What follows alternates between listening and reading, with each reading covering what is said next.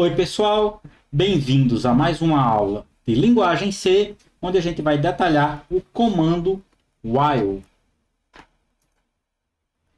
Para este vídeo, nós falaremos inicialmente sobre laços, tá? E dentro dos comandos que permitem em C que a gente realize repetição de trecho de código, ou seja, laços, a gente vai ver os dois básicos, while e do while. Então, ele permite que a gente execute um trecho de código de forma repetida. Então, a gente pode ver nessa imagem que ele executa esse trecho de código e volta, executa e volta. Mesma forma que ele executa esse trecho de código. A gente pode considerar tanto que isso aqui como isso aqui é mais de um comando, é um trecho de código.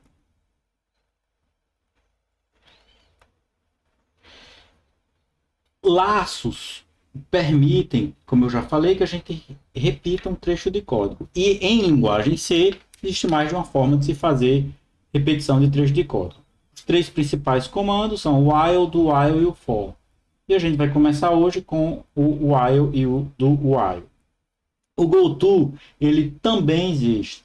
Eu estou falando dele para vocês, caso vocês encontrem alguma documentação sobre o goto. Hoje, o uso do goto, ele é de forma geral desaconselhável. Então, caso vocês encontrem algum trecho de código, um goto, saiba que ele pode existir por razões históricas ou mesmo porque é um uso específico em que ele é adequado. Além dos laços em si, a gente tem dois comandos que modificam o comportamento do laço. São os break e o continue. A gente não vai ver nesse vídeo, mas a gente vai ver nos próximos vídeos. Então, para repetição, em C a gente tem o while do while for, break e continue. O goto, aconselhado não usar. O while, ele repete o mesmo trecho de código, uma instrução ou um trecho de código, enquanto uma expressão for verdadeira. Ele é equivalente ao if, de fato. Então, onde a gente tem o while expressão, faça essa instrução. Se a gente substituir isso aqui pelo if, a gente vai ter a mesma coisa com uma pequena diferença. No if, depois que ele executa a instrução, ele continua na próxima. No while, ele vai voltar para verificar essa instrução novamente. Então, eu tenho um trecho de código, está executando, e ele chega na expressão, do while. Se essa expressão for verdadeira, ele executa o statement. Depois que ele executa o statement, ele volta para verificar a expressão novamente. E ele fica fazendo isso. Expressão verdadeira, executa. Expressão verdadeira, executa. Se a expressão for falsa, ele não executa e vai para a instrução que está após o statement. Tá? Então, da mesma forma que no if a gente pode colocar o statement entre chaves para fazer uma sequência de instruções, a gente pode fazer a mesma coisa no while também. Então, um exemplo prático, contar os divisores de um número n. Então, eu tenho aqui que eu vou considerar que ele tem um divisor, ele é divisor dele mesmo, ok? Vou começar a verificar do número 1. Vai ficar do 1, do 2, do 3, e eu considero que ele tem um divisor, que é ele mesmo. E enquanto ele for diferente dele mesmo, então vou verificar para o número 1, vou verificar para o número 2, vou verificar para o número 3, 4, e assim até chegar em n. Todos os divisores eles estão obrigatoriamente tirando os números negativos entre 1 e n, que a gente já está considerando com quantidade igual a 1 aqui. Então, enquanto o d for diferente de n, o que é que eu vou fazer? Eu vou verificar se ele é um divisor e somar a quantidade. Ok? E aí, no final, eu tenho um ponto importante, que é que o trecho de código que eu faço precisa modificar a instrução que eu estou verificando.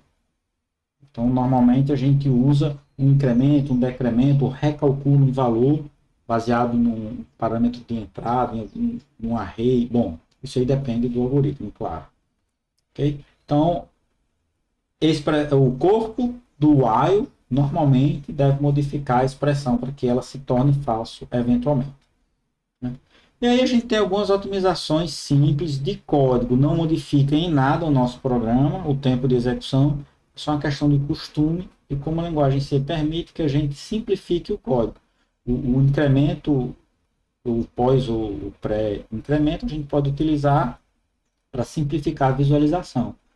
Okay? E aí, a gente tem uma observação interessante. O D, ele só é usado uma única vez e depois eu incremento, que é na hora que eu faço o resto da divisão. Então, a gente pode melhorar o código deixando um comando mais simples. Verifique se o N dividido pelo D tem resto zero. Verifique se D é divisor de N. E aí a gente incrementa o valor de D. Okay? Bom, além do while, a gente tem o do while que realiza a mesma tarefa do while, com a peculiaridade de que a instrução é executada pelo menos uma vez. O trecho de código é executado pelo menos uma única vez. No while, se a condição for falsa de cara, ele não executa nenhuma vez. Então, a única diferença em termos de fluxo de execução é que ele começa executando o statement e depois verifica a expressão. Se a expressão for verdadeira, ele volta e executa novamente. Se a expressão for falsa, ele continua para o que tem depois. Okay? Então, a mesma instrução, contar divisores, e o while, ou a condição, ele vai no final. Okay? A gente pode retirar as chaves aqui, que é um comando só que a gente tem escrito, e a gente pode escrever de forma simplificada. Tá? Então, é questão de leitura mesmo, o código escrito dessa forma. Eu vou voltar aqui, antes de terminar, para a gente fazer uma pequena prática. Que prática é essa? Vamos fazer um programa que verifique se um número é primo. Então, eu tenho aqui o meu programa principal, que lê um valor, depois ele vai imprimir se o valor lido é primo ou não é primo. E para isso ele chama uma função que retorna se o valor é primo. E como é que essa função deve trabalhar? A gente vai utilizar o while aqui, e depois a gente vai melhorar nossa função. A primeira coisa que a gente vai fazer é verificar a quantidade de divisores. Vou colocar aqui int d igual a 1, int não, long, vamos fazer, porque a gente está trabalhando com long, e d igual a 1, ttd igual a 1, while. Então a gente vai repetir enquanto d for diferente de n, o que a gente vai fazer? A gente vai verificar se o resto da divisão de n por d é igual a zero.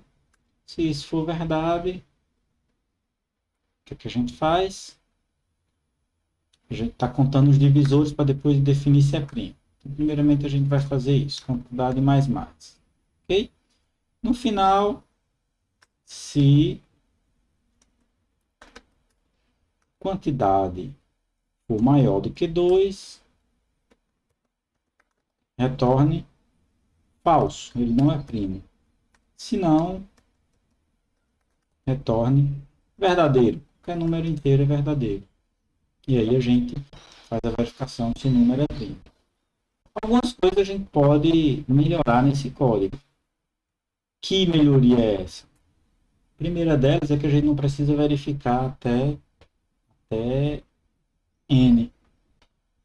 Tá? Porque o maior divisor de n é n sobre 2. Não vou entrar em detalhes aqui, eu vou só colocar enquanto d for diferente de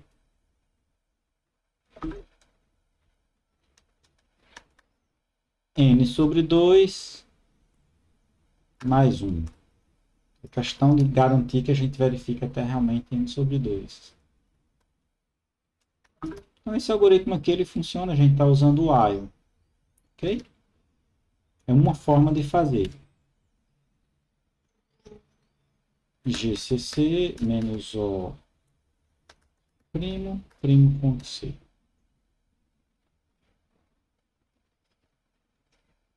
Depois de compilar, normalmente a compilação está ok, a gente executa. Tem um pequeno erro aqui, é LLD. Ok? Vamos só modificar onde tem LD para LLD.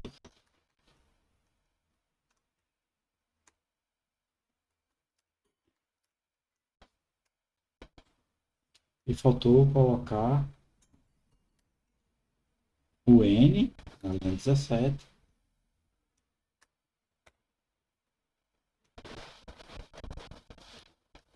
E o N na linha 21.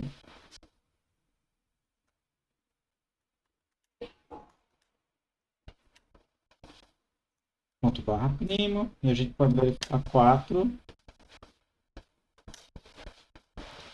E ele não... Vamos fazer a verificação aqui, o scan uma vez. Faltou fazer um pequeno negócio aqui, que é incrementar o D. Sempre que eu uso, eu preciso incrementar o D.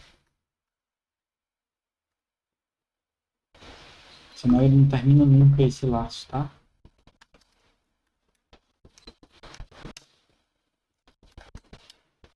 4 não é primo, 5 é primo, 6 não é primo, 7 é primo, 8 não é primo, 9 também não é primo, 10 e assim a gente verifica os números. Vou colocar o código aqui novamente para a gente entender como foi que a gente fez. Então, essa aqui é uma forma de fazer, de determinar se o número é primo. Existem várias outras formas de fazer. Então, a gente pode incrementar nosso while aqui, além disso aqui, e fazer assim, ó. While, e nesse caso específico, tá? E qtd igual a 1. Porque quando eu encontrar outro número aqui,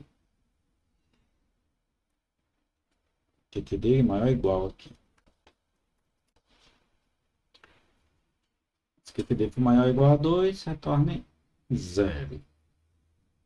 Já que eu estou indo até n sobre 2, é isso mesmo. O que é que acontece